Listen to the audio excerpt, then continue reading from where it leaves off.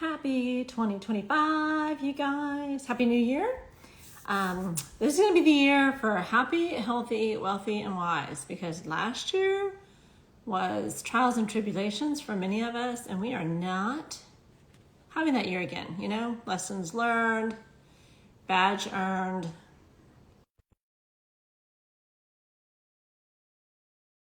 So I have, good evening.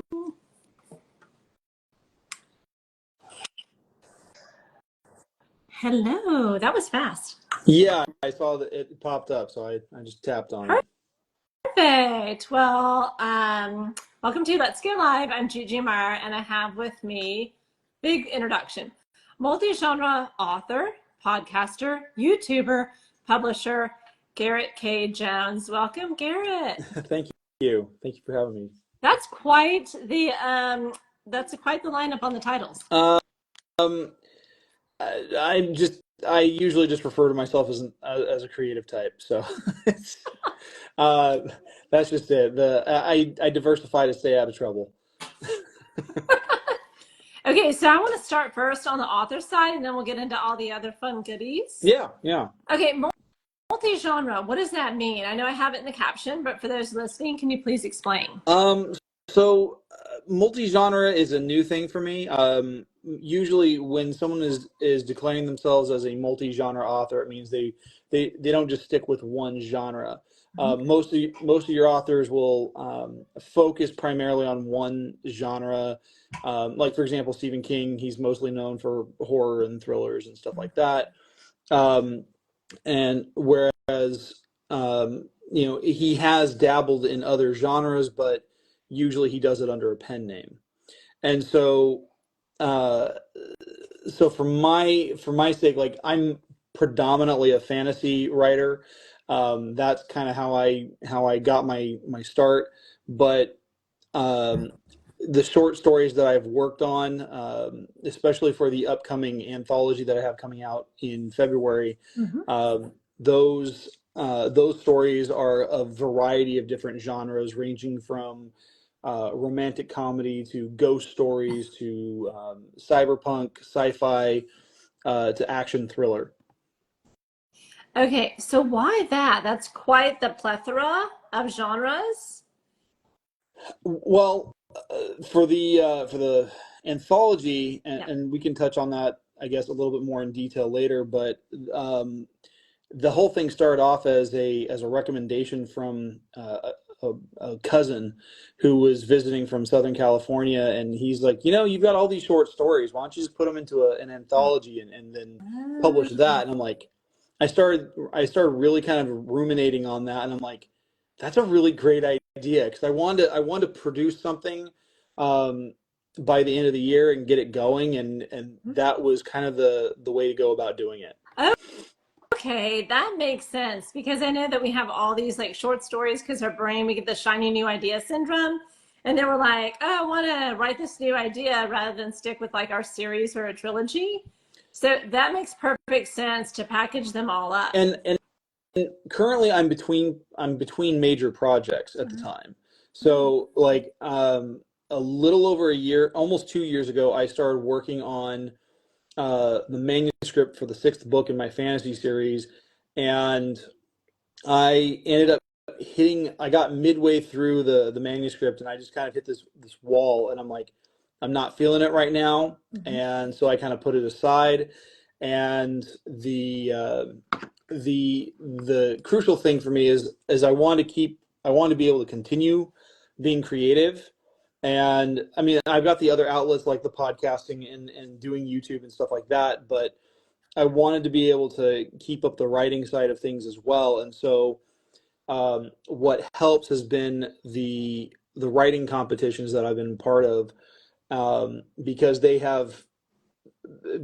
aside from what I was working on with that 6th book a little over a year ago, it's almost 2 years ago now, the most I've written to sit down and just write in one go was back in August, and it was for a short story competition through Writers Playground, and I ended up writing almost 3,000 words on just one solid story. It was very, um, uh, I guess the word, it was really just stuck in my head, and my mom gave me the idea for the story based on the parameters of the competition, and it just flowed. Oh, I love that. So let's back up a little bit. I want to talk about your series, Mhm. the one that you're writing. But how did you get started writing? Um, so getting started, I, as a kid, would take all my action figures and I'd start developing these stories. I would start because I would reenact or I would set up my own adventures for toys and stuff like that, and I would substitute in action figures I had for characters that I didn't. So like growing up, I was a huge Power Rangers fan. Now that as an adult, I can buy those things. Couldn't Mhm. as a kid because they were hard to come by.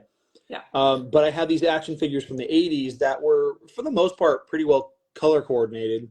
And I used them as stand-ins for the toys I didn't have. And so I started developing the adventures and stuff like that. And it turned into me writing my own stories based on these characters. And so, so fan fiction, Mhm. essentially. The first writing assignment I ever had where fan fiction was actually kind of asked of me was in third grade. We watched the 1990 Ninja Turtles movie, and we were asked to draw a picture and then write out what would you do if you got the chance to meet the Ninja Turtles in person. Mhm. And so that kind of jump started. And so then throughout middle school and high school, I started developing all these characters based on video games and comic books and stuff like that I was really into. And eventually, by the time I got into high school, I started developing these characters, my own characters, as these modern day superheroes and supervillains.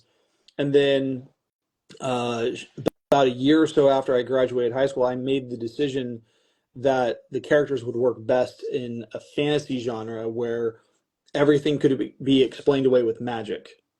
Mhm.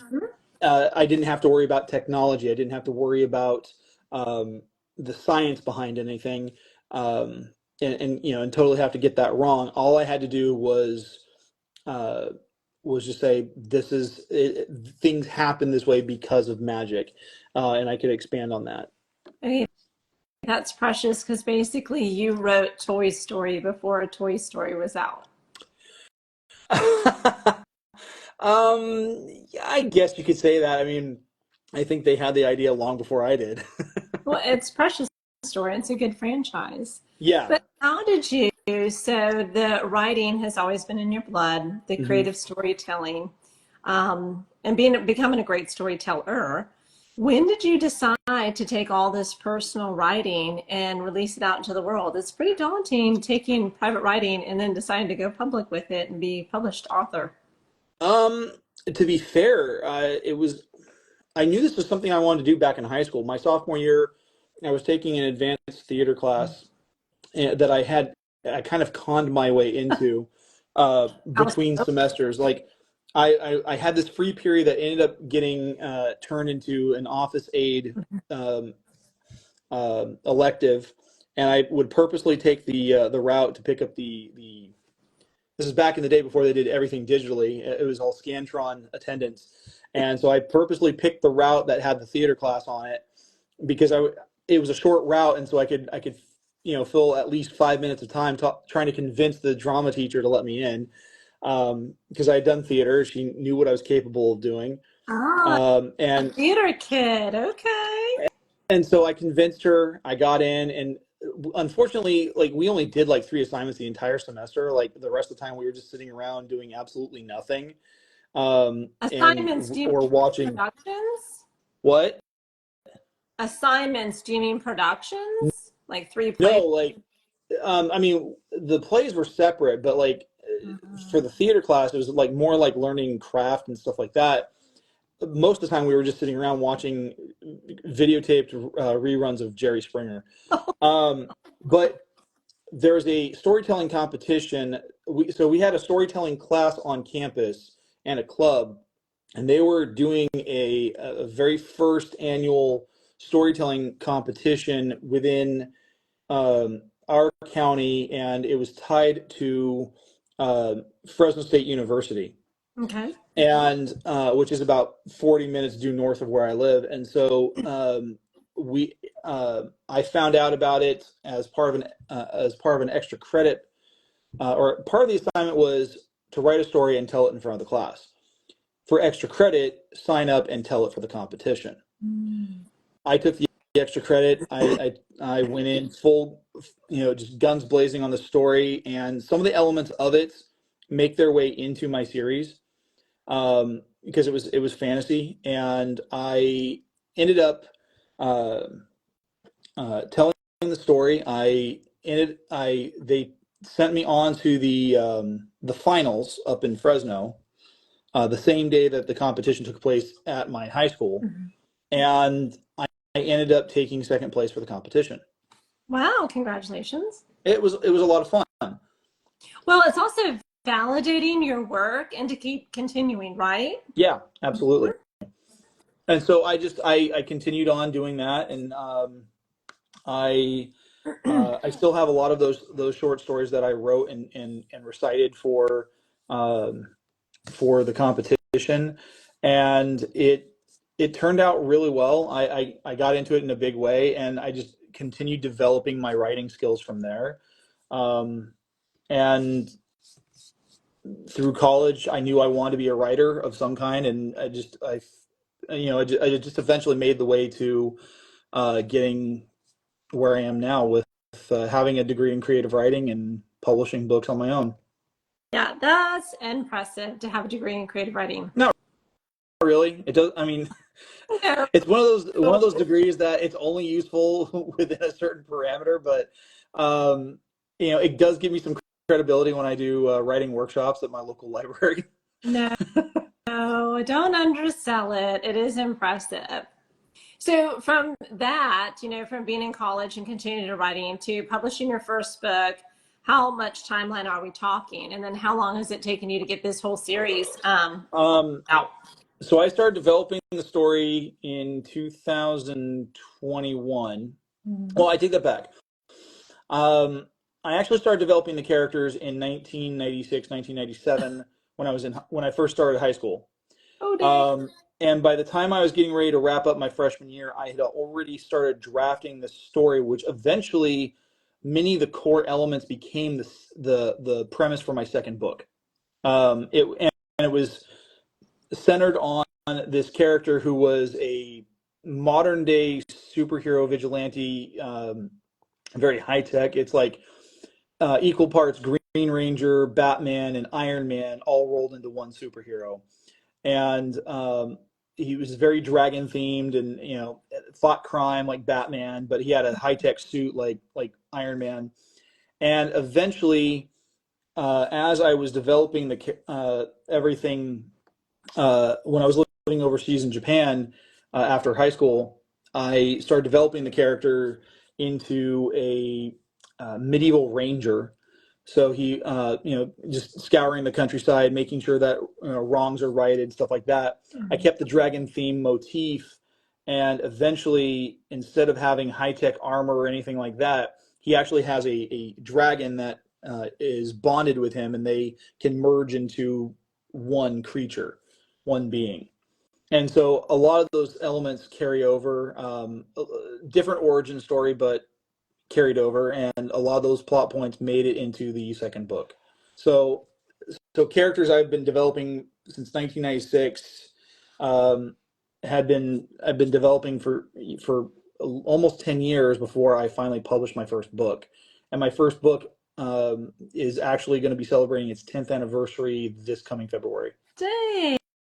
Well, that's impressive. And you know your characters so intimately because you've been living with them so long. Yeah. And it's been well. That was a little hesitant. A couple of them are kind of personal for me because they were based off of either myself or people I Okay. knew. I think And that's common.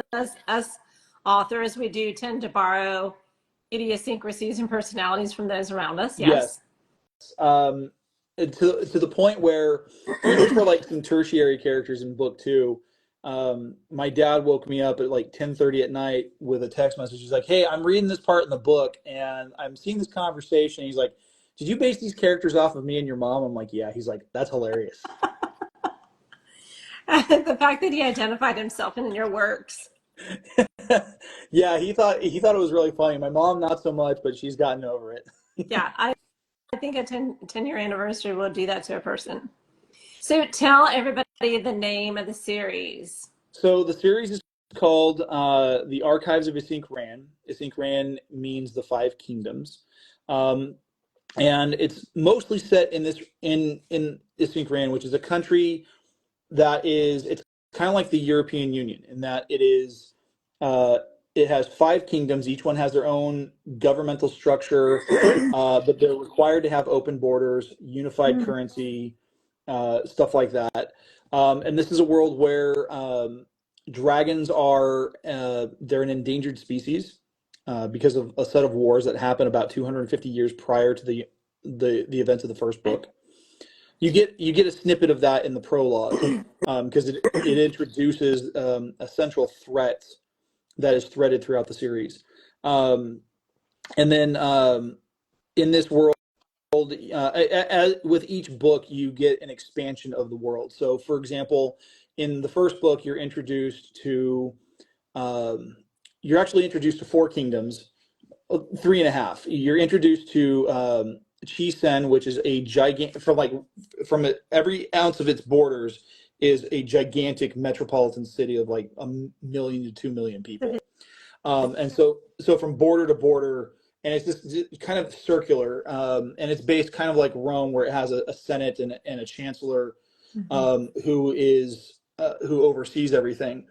And then you have the Northern Kingdom, Myga, which is literally translates the realm of magic. It's where the elves originated, and in the 250 years since the huge war, humans and elves have intermarried, and you have halflings, half elves. Um, and then the other kingdom that you get introduced to is called Pasco Dal, which is a theocracy, or a thearchy, I should say. You have this centralized kind of quasi-Christian religion that is overseen by a priest, and then the priest is overseen by the king. And so there's a hierarchy to the chain of command. So if the king dies and there's no heir to take the throne, their Lord General takes over because he's in command of the military. And then if he dies, that priest becomes the ruler and has to appoint a new priest. And so that is the majority of where the story takes place. And then it ends in a fourth kingdom called Terran Colto, which is mostly filled with desert, and that's where the climax of the story happens. And then book two expands that world. We get to see the fifth kingdom, which is called Merden, and it's the only one that's not landlocked, so it has access to the coast and stuff like that. And a lot of the story takes place on the high seas because I wanted to do something with pirates because I thought that would be fun. And then book three has a lot of overlap with book two as far as like characters and settings, and you get things from different perspectives because the stories happen at the same time. And so you have what? I think 4 and 5 out, right? And then 6, when is that coming? Whenever that's a good question. Whenever I get it done, I guess. Well, will that wrap up the whole series though? No, I'm actually aiming for a seventh title. At least that's what I've been thinking of. One of the things because like I'm building towards this huge war, and this book is going to set up the war. It's actually my goal is to have it end with like the hostilities really just exploding, and then the last book dealing with the war itself. And so I've been trying to figure out how to make that happen. Well, I know I write series. Obviously, fantasy is way more complicated than romance. However, I find the necessity for a series Bible because it's all the nuances you forget, but your readers remember. Yeah. And I have a lot of that in my head, and my website actually is useful for that because I've got all all the back content that you would normally see in a series like this, like pronunciation guides, maps, um, the glossary of terms, and all that. That is all available online for. I saw Uh, that. That was impressive. yeah, and what was crazy for me is that like book 4 and book 5 are literally the exact same length as far as Mhm. pages, but there's so many more new terms in book 5 that I it required 2 pages for the pronunciation guide. So like Oh, you get halfway through book 5 and you have to actually click the next button at the bottom of that first section of glossary, and it goes on to the next page in order to track which chapter you're on. yeah, it's impressive. So for those that want to go and look it up, tell them your website address real quick. Yeah, the website address is archives of the five kingdoms.com. Um, and the landing page, it's got a calendar of events set for the month, which I've now just been reminding myself that I need to press publish on the updates from for January. I forgot to do that a couple days ago. But yeah, the I have all that. It's got links to the books. It's got links to the like I said, all that back content that would be in the series. So like there are character designs, there's location descriptions, there's a history timeline. There's a section that I'm still slowly working on building called lore. Mhm. So like it breaks down like the history of the elves, and it breaks down the history of the dwarves, and it breaks down the history of the dragons and stuff like that. It's impressive. So I, I've been working on it for a while. yeah, 10-year anniversary you can add slowly over time. So Yes. 7 are whips, work in progress essentially. But you Hmm. also have a book of poetry out. Yeah. Yeah. What? I missed the question. You also have a book of a collection of poems. Yeah. So the book of poetry is called "The Lover, the Fighter, and the Philosopher," and this was actually the title of it was actually it was my portfolio of work from when I was in college doing my poetry writing workshop courses. Mm. And so I took some of the poems that are in there were sonnet or English style sonnets that I wrote before I transferred from my junior college to my 4 year university. The bulk of them, though, were written when I was at the university taking that poetry class, and I just really enjoyed it. And I had them sitting around. I wanted to do something with it, so I said, "Screw it!" I put it into a manuscript format and published it, and I did the narration for what turned out to be about a 45-minute long audiobook, and I had a bunch of fun with it because it's a side of me that I don't often get to share with people. And um, it was because for me, I mean, it was challenging because I got to express myself in ways that I don't often get to express as much anymore. So yeah, I went with that, and it was a lot of fun. Because I got exposed to a lot of different types of poetry. Um, so like haiku, there's some Persian style poetry in there, a lot of lyrical and a lot of sonnet poetry, but I had a blast with all of it. You're taking me back to my schooling days when you said haiku. I was like, oh, that word haunts me. I like it. I mean, it's one of those exercises in um, in minimalism, because you're having to say a lot with just a uh, few short syllables. I mean, it's a total of what, 17 syllables. Very Um, efficient yes, storytelling. yes, and so between that and some of the microfiction challenges I've been doing the last couple of years, where I only get to use 250 words total to tell a complete story, it's been great to push my ability to say more with less.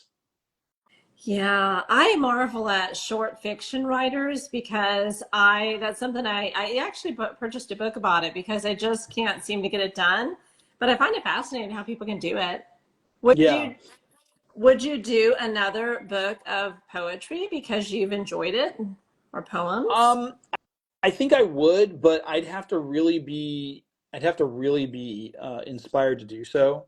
So, like for example, the reason why that particular poetry collection was called "The Lover, the Fighter, and the Philosopher" is because a good portion of most of the poetry that's in the book um, follows under one of those three themes. So I have poetry that talks about the ideals of being like what I think a warrior should be, um, or like having been in fights in high school and college, what that was like for me, or the largest section is obviously the section on love and romance and stuff like that, and a lot of it dealt with heartache and heartbreak um, and but I mean, not always. Like there was one poem in there, and it falls into the format of a Persian style called ghazal, where you have a repeated mantra that shows up in a majority of the lines. And that particular poem, like I don't know if it was intentional or not, but I had been listening to a lot of Maroon 5, especially their very first album, Uh, which is probably by far their best album as far as I'm concerned. Um, and it,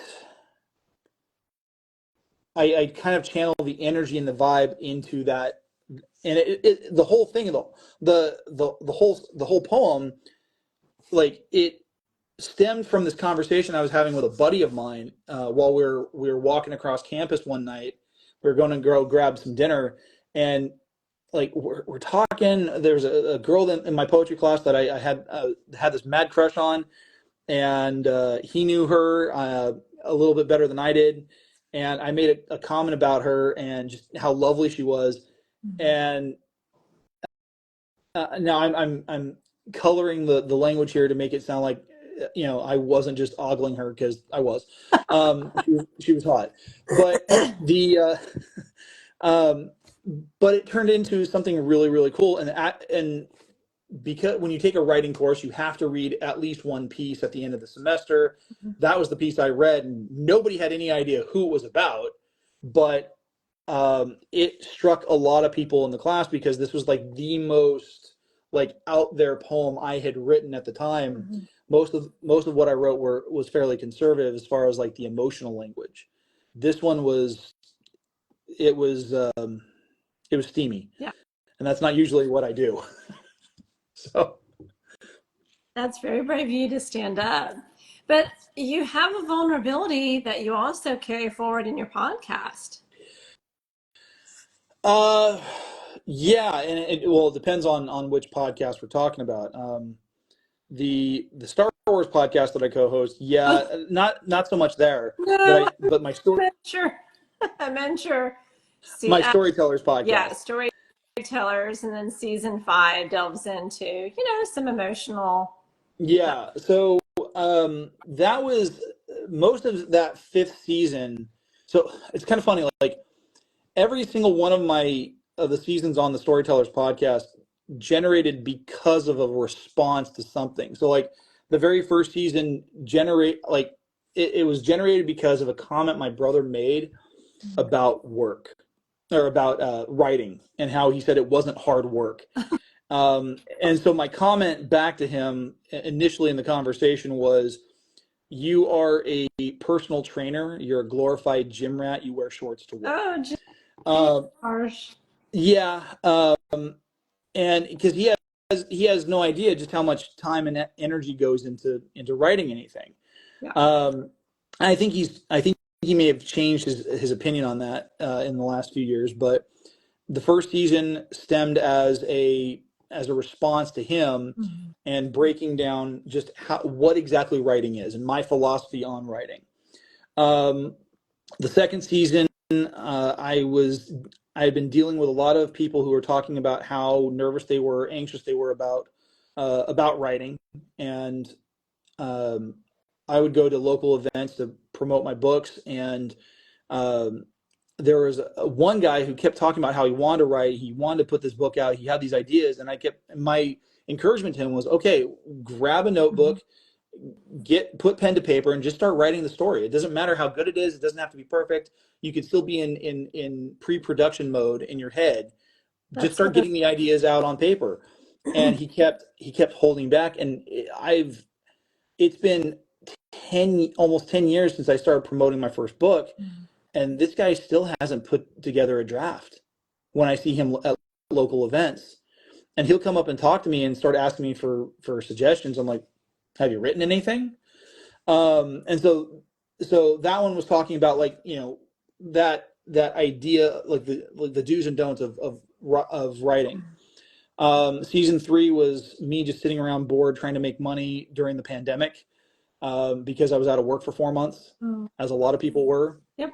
And then season 4 was my opportunity to mourn the passing of my grandmother. And then season 5, which dealt with me trying to get closure and some level of emotional catharsis after dealing with divorce. And I don't wish that on my worst enemy. If you've been through it, you know. So Exactly. I completely empathize with you because I've been through it. And it sucks. Well, It doesn't matter which side of it you're on. as many people have, the divorce rate is really, really common here in the States. And so, yes, there are a lot of broken hearts and grieving hearts. Yeah.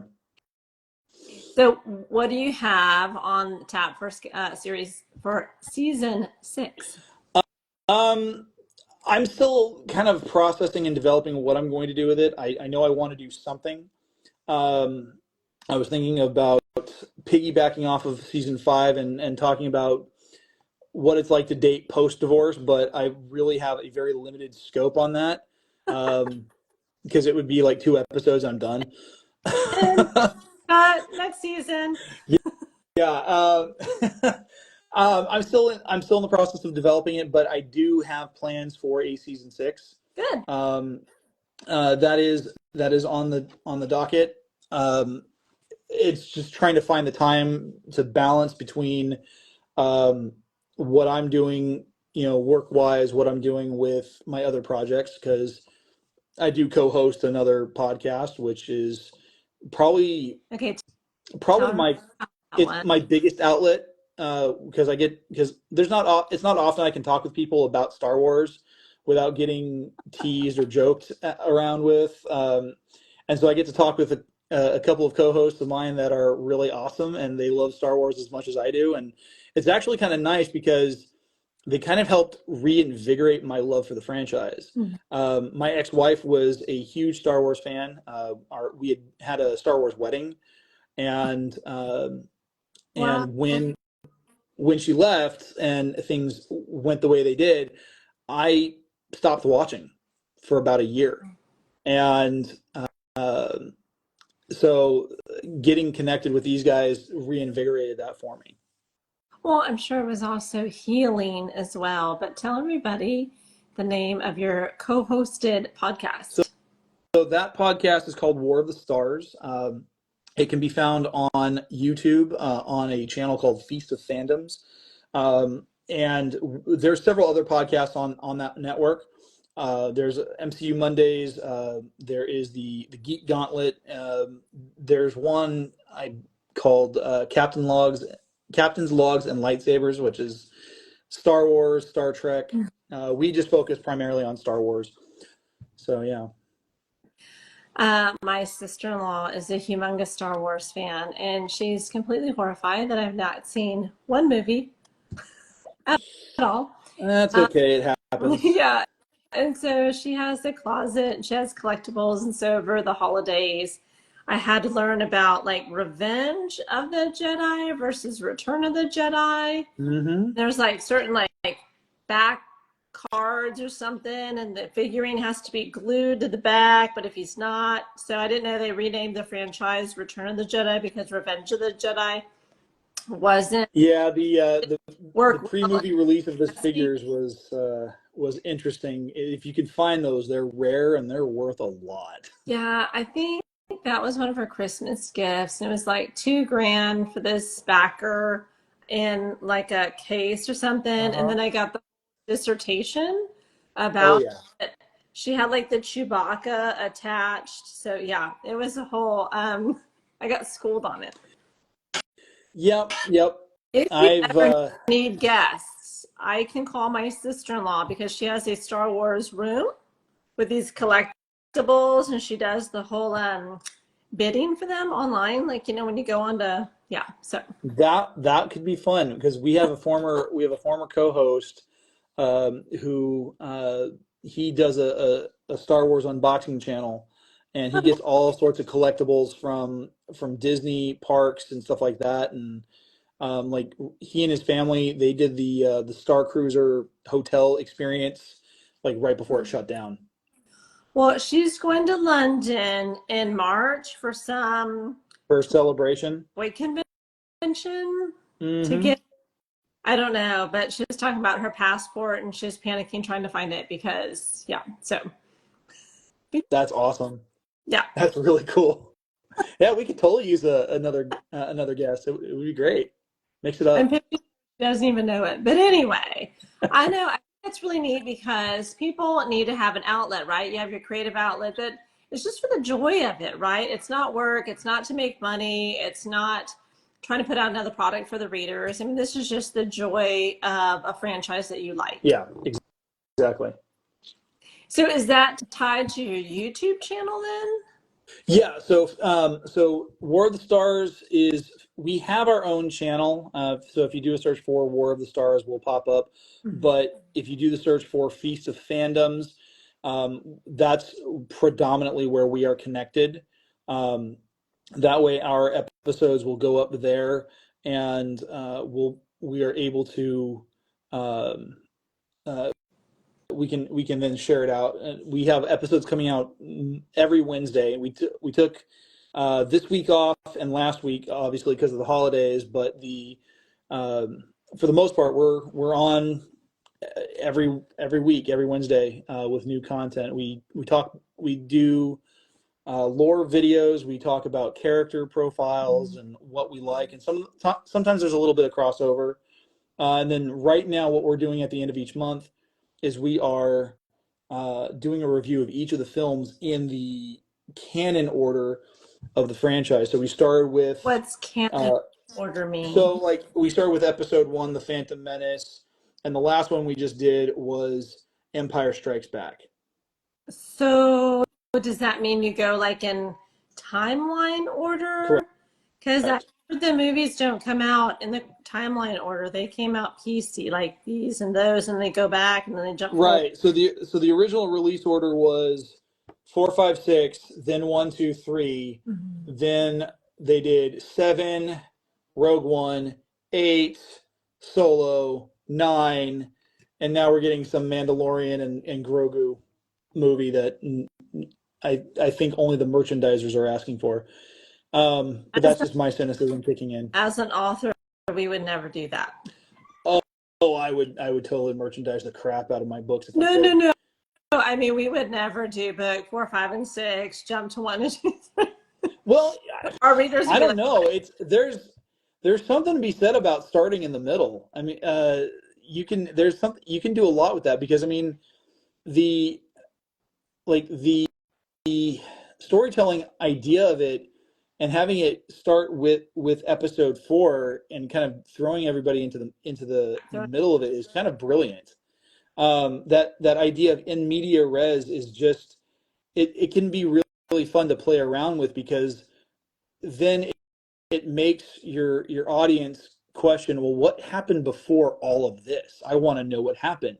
And that opens the door um, to, all sorts of different franchise offerings. I mean, for the longest time between the 80s and early 2000s or mid 2000s or whatever, when Disney was in the process of buying Lucasfilm, you had all these books coming out, and they were everything, like, they were great because between 1983 when Return of the Jedi came out and 1999 when the first of the prequels came out, there was this huge gap where people believed that they weren't getting any more Star Wars. Oh, so were they writing like fan fiction?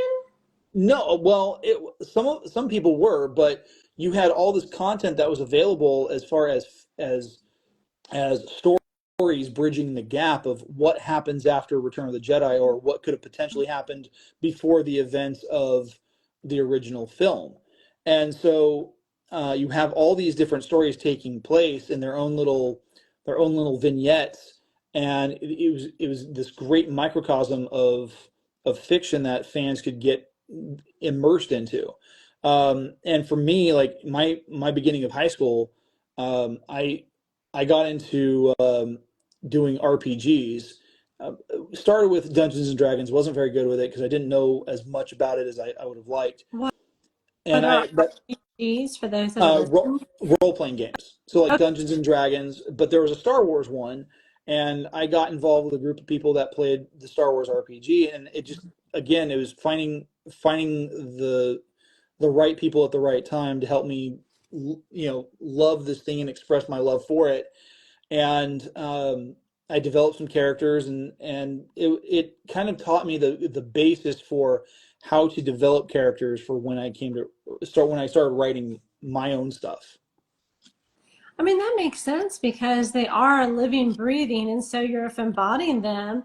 It's that same mental imagination and creative mind. Yeah, yeah. There's a lot of the same skill sets go into play there, Mm-hmm. and it's not uncommon for people who are authors to have been involved with Dungeons and Dragons or some other role playing game scenario, because it gives them the framework if they've never written anything before or taken a creative writing class. Well, in a lot of those conferences where, like, the Comic Cons and what's that one? I can't think of what it's called. It starts with an M, but we have them here all the time in Houston. Hmm. Magistra or something like that.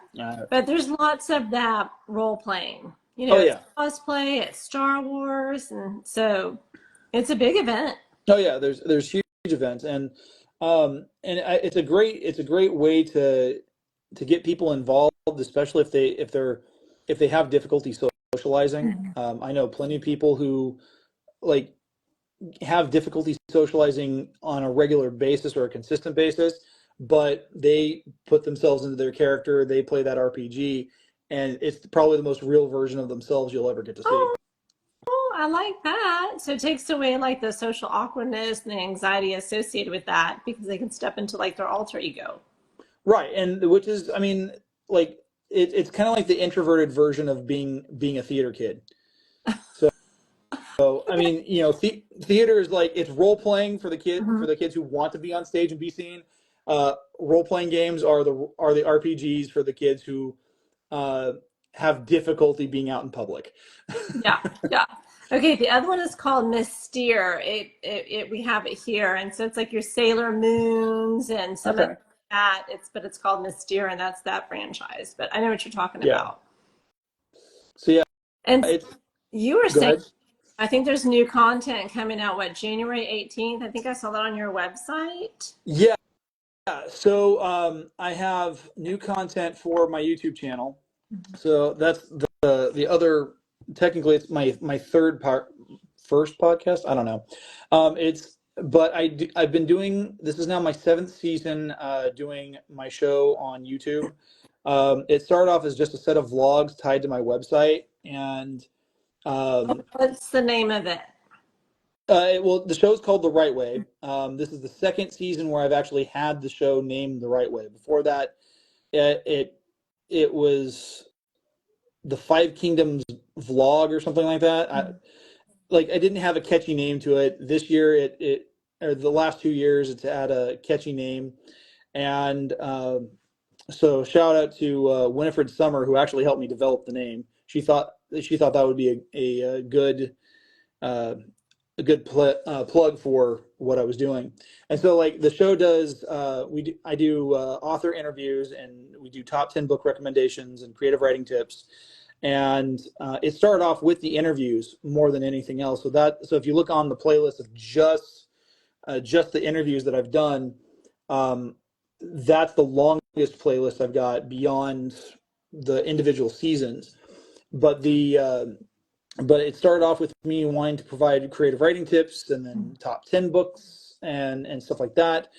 And over the last couple of years, what I've done is I've reached out to former guests and some friends of mine, and I've said, hey, I'd love to have you come on and be a guest host, be featured. And it's helped a lot because I've got more people that I can connect with, and they can share it, and they can plug the show as much as they want to as well. No, I love that. Authors supporting authors. It's why I started this Let's Go Live, because, we rise with the tide, right? So it's all of us. Yeah. And that old adage that we're competing with each other, I just don't subscribe to, because readers are voracious. Like, there's no one author that can keep pace with how much readers read. Yeah. And you see that now at the end of the year, where all these bookstagrammers and readers are putting up their stats for how many books they've read. I mean, I came across someone who's read 500 books this year, like over 500. There's no author that can produce that kind of volume of work. Yeah. Well, yeah. No, you can't. Not unless you're cheating and using AI. Or you're James Patterson and you have a whole farm of authors that you just pitch ideas to, and then I don't know if his apprenticeship can even have that kind of output. I have no idea. But yeah, it's pretty crazy, because like I was really proud of myself, because I hit 45 books this last year, and but then like I look at some other readers, and they're reading 5 times the amount of books that I've hit, and I'm like, I don't know how you do it. I honestly don't. Well, I think too, fantasy tends to be not as voracious because the books are longer. There's more in depth. There's more world building. But in my genre, those romance readers, they can go through some books quickly. And so, yeah, it's all of us to fill the pipeline. Yes. And what's interesting though is when you get those books like the ACOTAR series by Sarah J. Maas, or the stuff by Rebecca Yarros, those are the ones that I get frustrated with, because like they're geared more for the romance readers, and they feel like they've got a veneer of enough fantasy elements to be fantasy. Well, the romance, but yeah, which is fine. It's great, but the problem is you get a bunch of readers who think that that's how all fantasy books are going to be. And I had someone who about a year or two ago read my first book, and she, instead of giving me a fair shake on my review on Amazon, she flat out, or was it Goodreads? I don't remember, but she flat out said that the reason why she marked me down was because it wasn't steamy enough. It wasn't spicy enough. And I'm like, that's because it's not romantasy. There are some romantic scenes in it, but the focus is on this. I'm not gearing this for, the people who are starved for whatever intimacy that they've been looking for, which I'm not saying that that's why people read romance, but that it felt like in response to her, that was kind of the deal. And I'm just like, just read it for what it is. Don't read it because you've got an agenda, because you're looking for, for something spicy. I get it. I write spicy. I have reviews that say it's too spicy. Some it's not spicy enough. Some, it's insta lust. People are like, it went by too fast. I need more of it. So yeah, you can't please everybody. No. But if you're super fans will love it. And that's really who we write for, right? Right. Although I'm still trying to find my super fans. It is tricky, that is for sure. Yes. Yeah. So talk Yeah. to us about the publishing side and what is the name of that too? So the publishing side is called GKJ Publishing, and it's kind of a joke that started off years ago. So I mentioned that short little blurb I did in third grade about the Teenage Mutant Ninja Turtles. Yes. At the end of it, I wrote at the bottom of it, uh, produced by GKJ Publishing. That's how it all started. That's cute. And it was a joke because my initials are GKJ. So the joke is it's literally me publishing my books. Me. Huh? Me publishing me. Yeah, pretty much. And so so that's how it got started. And then I found someone who was able to do a really nice logo, um, and it just kind of went on from there, and started developing my skills within the publishing side of things because I want to produce what I can with the best quality that I can produce, and I have found people to help me with some of those elements. Others, there are other things that I do completely in-house, just because I'm kind of a control freak like that. Um, but I like, for example, for the first 5 books of my fantasy series, I have developed those as far as the interior proofs with a friend of mine who's really good at knowing what needs to be done for KDP and stuff like that. And so he did all that. Now it's kind of hard to get a hold of him. I'm not entirely sure what's going on. It's been a couple of years since we last talked. But I found other ways to get around that. So like for the short story anthology, I was struggling with some of the interior proofing because I'm one of those people who grew up on Microsoft Word. I have difficulty letting go of antiquated word processing programs. Same. Uh, Same. and so a friend of mine though that I've connected with in the last 7 years told me about Draft to Digital, and so I started up an account with them, and I hope I don't get in trouble for saying this, but what I did is I plugged everything for the short story manuscript into Draft to Digital and set everything up like I was going to publish through them, and then I downloaded the PDF of the interior proof. They did all the pagination for me. They did the table of contents for me. Done. And so I didn't have to really worry about anything. For the most part, I kept a lot of the font and formatting that I needed. Now I've got to go back in, and I still have to do some tweaks on the Kindle edition. And Kindle edition is really easy to do because all you have to do is just hyperlink all your table of contents, and and your headings link up automatically. But yeah, it's been a learning curve for sure, because if I'm doing everything on the cheap, which for the most part I am, I'm having to do a lot of the editing myself, so that bogs down the creative process. I'm not the graphic artist that I would like to be, so I've had other people work on cover art for me. I found a wonderful digital artist and author from Indiana who did the cover art for the 5 books in my fantasy series, and I'm not going to give a name because I don't want her to be inundated with requests, but she was very generous and did the work without asking for payment, and which doesn't make sense for me, because I'm like, you did a great job. I want to reward you for the work that you've done. And instead of accepting that, she's like, no, don't worry about it. Just, read a book. So I've read a couple of her books, and they're great. The stories are not exactly my cup of tea, but not exactly my cup of tea. So it's, um, but like I like her writing. She's fun. She's quirky, and she's very creative. And she did a great job on revamping my covers because the original covers I had were all different. They had different artists, and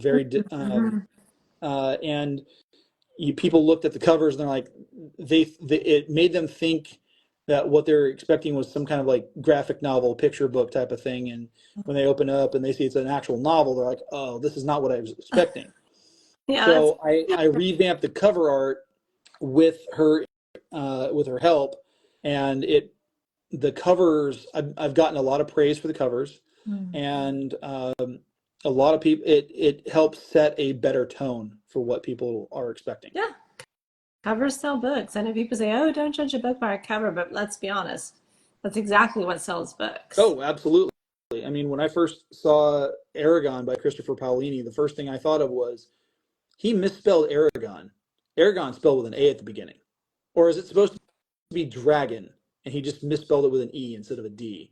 Like it was very confusing for me because I'm like, that doesn't make sense. Is it Uragon? Eragon? So I judged it, and then my dad read it. He's like, "No, you need to read this." I'm like, "All right, I'll read it." And I enjoyed the book series. So we only have a few minutes left. Tell us quickly what is on tap for this year, and then where people can find you, all the platforms, all the handles, etc. Okay, so I'm going to plug the handles first because that's going to be the easiest thing.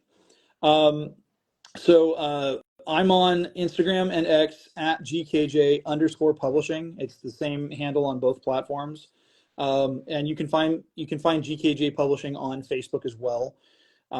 Most of what I post to Instagram automatically goes to Facebook, and I'm not specifically on Facebook on a regular basis.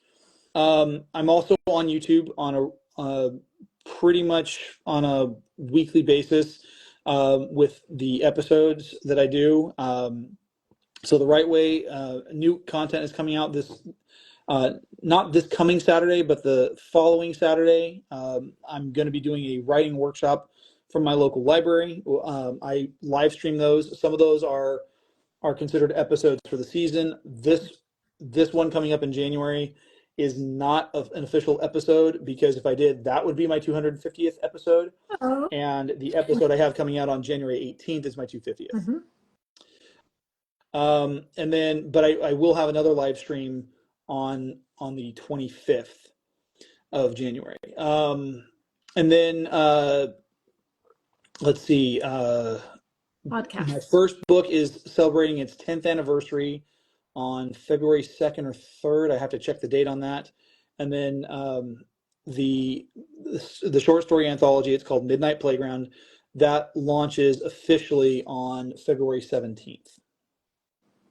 All right, that's a lot going on. So, what are you doing for 2025? Surviving. I don't do any New Year's resolutions. My goal at the beginning of each year is let's see how well I can survive. It's like if there was a survival video game, it wouldn't even be survival horror. It's just like the next chapter starts with, oh, Garrett got out of bed. Let's see if he sneezes and pulls his back. So I opened this live with talking about how we're not going to have another year of trials and tribulations. It's going to be happy, healthy, wealthy, and wise. I could definitely use the wealthy. I don't know about the wisdom. Sometimes wisdom searches for me, but sometimes I've always been a little faster. All right. But yeah, I'm looking forward to it. It's going to be a good year.